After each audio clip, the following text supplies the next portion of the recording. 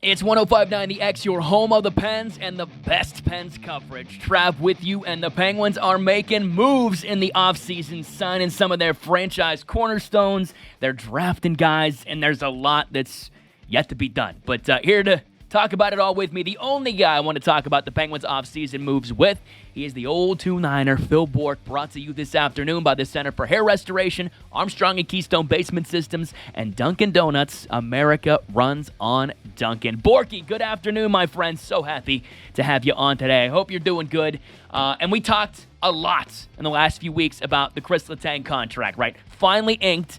The average annual value, much lower than we anticipated at a little over $6 million, but 6 years is a long time for a contract, especially for a guy that's Chris Letang's age. So, how do you feel about the whole deal concerning number 58? Well, first of all, good afternoon, Trav. And yes, I am well. Thank you for asking. I'll tell you what, man. I was on the golf course yesterday, and my phone lit up with the Chris Letang deal. And I tell you what, man, I was giddy with excitement. And then shortly thereafter, people start texting me, 6 years? Are you crazy? You can't pay a guy that's 35 years old, 6 years. Da, da, da, da, da. I'm like, will you settle down?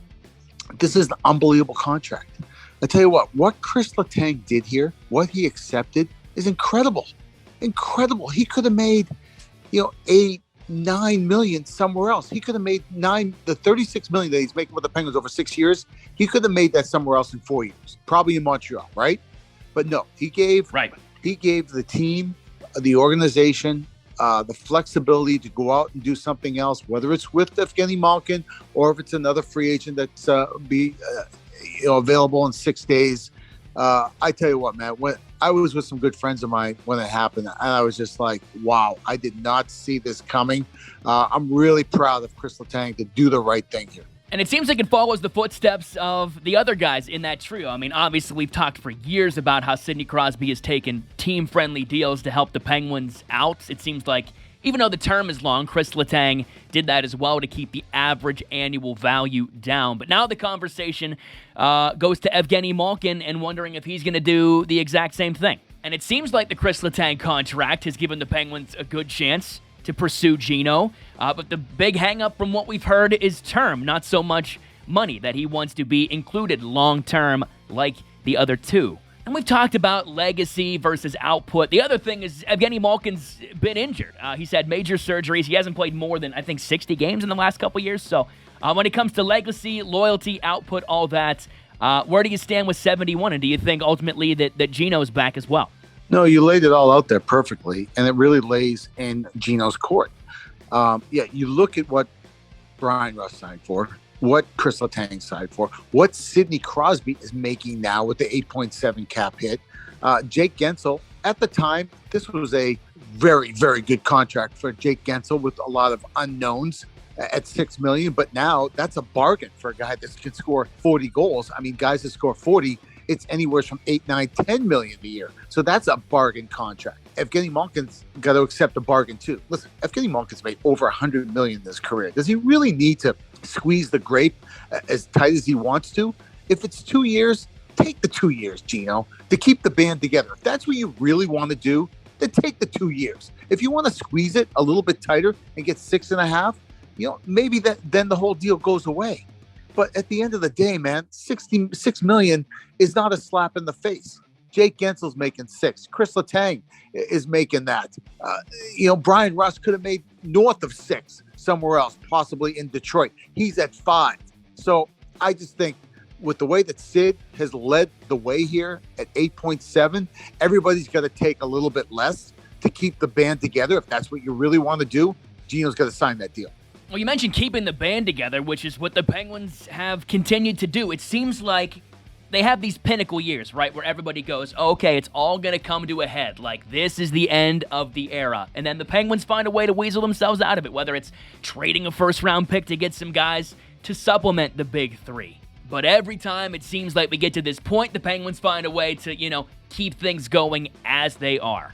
So let's keep this simple. Let's assume that Evgeny Malkin returns just like Chris Letang is. Can this group, with this big three, can they still be ultra competitive in this league? And ultimately, do you see them being a team that could compete? I'm not talking just like win a round or two. I'm talking compete to win the Stanley Cup. Well, I'm glad you asked the question instead of me having to go out of my way to talk about this.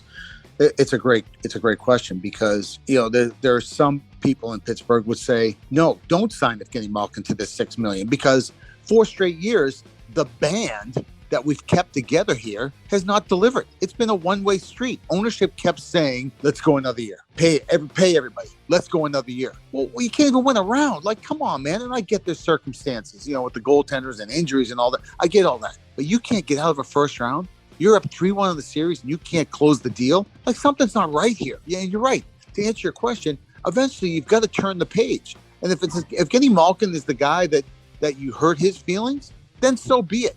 Listen, I'm all about tough love. That's the way I was brought up. I've watched the way Craig Patrick and Ray Shero and with Jimmy Rutherford and the way they've gone about their business. They've been loyal, not loyal to a fault, and they've gone for it. And so I've beat this drum every time I've come on your show.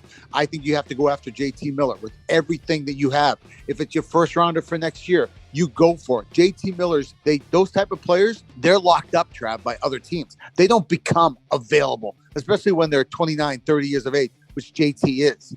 I think you've got to find a way with these other players, with Sid where he's at, with Jake and Rusty and Tango, where they're all at.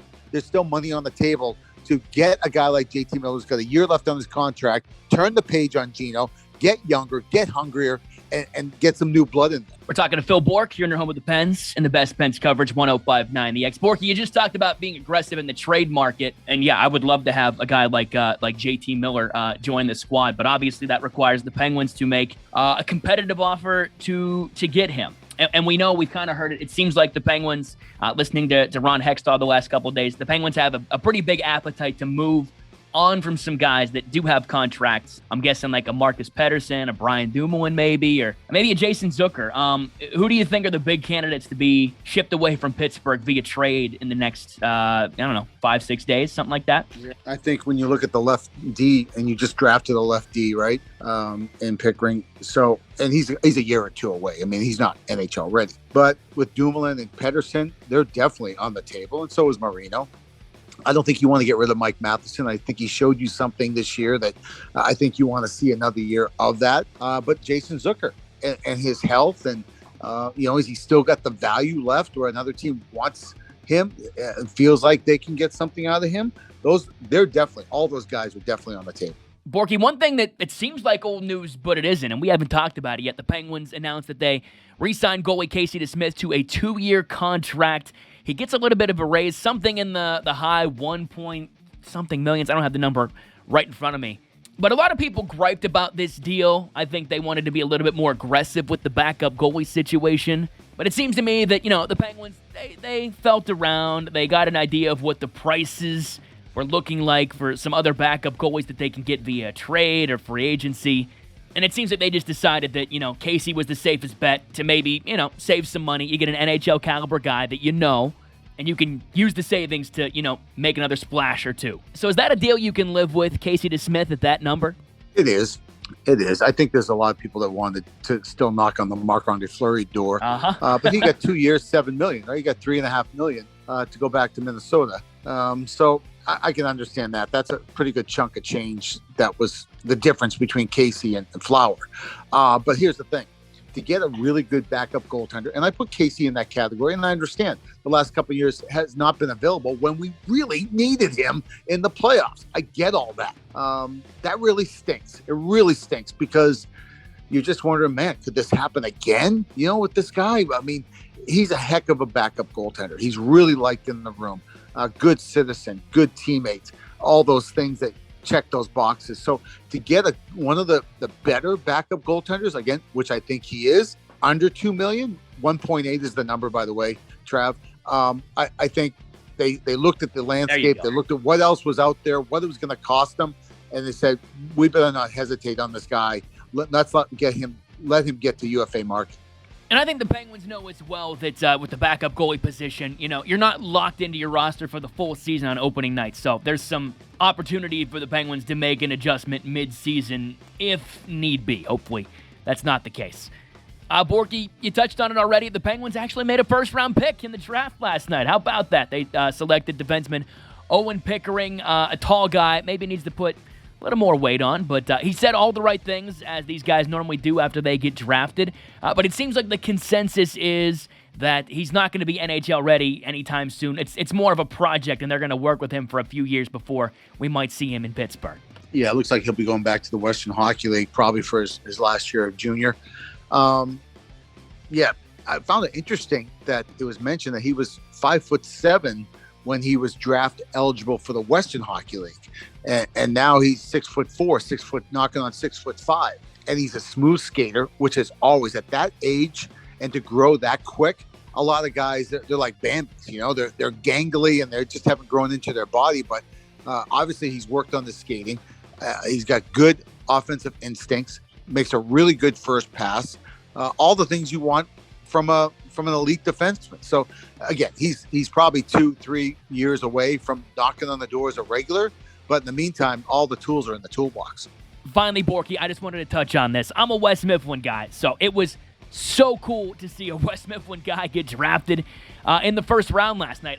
Logan Cooley going number 3 to Arizona, and he comes from a great, arguably the best hockey family in Pittsburgh. I'm lucky to know a lot of them, just great people in that family. But that's got to be just a testament to where youth hockey and the development of hockey players is in Pittsburgh. I mean, we've had our fair share in the past with the Vince Trocheks and the JT Millers, and even before, the RJ Umbergers and the Ryan Malones, but just really cool to see a local guy get drafted number 3. Yeah, it's to Arizona, but I think he'll find his way. Yeah, that was a pretty interesting drama with the camera on Shane Wright. That was, it seemed like everybody picked him to go first overall, and the Slovaks go 1-2, and Slavkovsky and Nemec.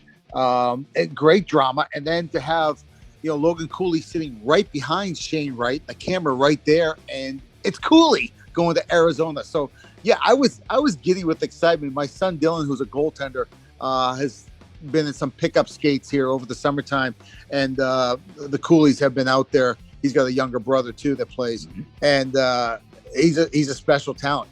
Not very big in size, but more like a Patrick Kane type of player, just skill off the charts. And I'll tell you what, man, it makes you proud to be a Pittsburgher, right? That even though my birth certificate says Massachusetts, I feel like I was born here in Pittsburgh, and so I can say that. And it makes you proud to see where youth hockey and where the level of talent has come over the last few years. Yeah, you can talk about Malones and the Trocheks and the Sods and all that, but to have this kid go 3rd overall, I tell you what, that's something to hang your hat on in Western PA. Absolutely. And like I said, that whole family is hockey crazy, just full of great people. So I'm so excited for Logan to see how his professional career fleshes out. But I think he's in pretty good shape. Hey, Bourque, we went through a lot today. And of course, I appreciate the heck out of you as always. The Penguins have a busy next 5, 6, 7+ days ahead of them. So I'm excited to see everything play out, and I'm excited to break even more down with you next week. But as always, I appreciate your time,